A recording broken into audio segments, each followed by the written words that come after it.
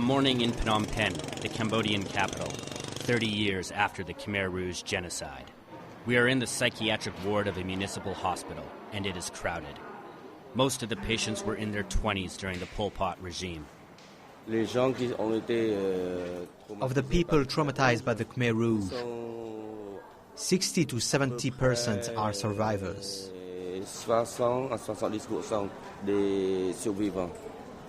Himself a survivor, Dr. Kasinbanat is the first psychiatrist to address the killing field syndrome. His patients number in the thousands.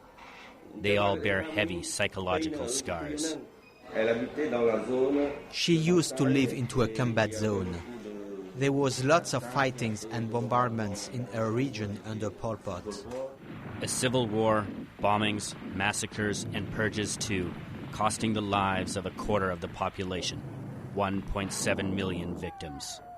For a generation of survivors, it is impossible to forget. For some of them, Dr. Kasinbanat's office has become a precious place of refuge. It was 3 days after I gave birth to my first son. En car, the Khmer Rouge brought in some people. And then they killed them all in front of us, to make an example, to teach us to obey. It's the reason why, since then, I see a man who runs very fast. He escapes into the rice fields. Then there is another man, with black clothes. He shoots him in the back. Then he falls. This image always stays in my head.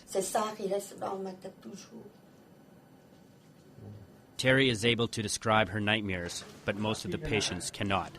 For the doctor, silence is a key contributor of the violence that undermines Cambodian society today.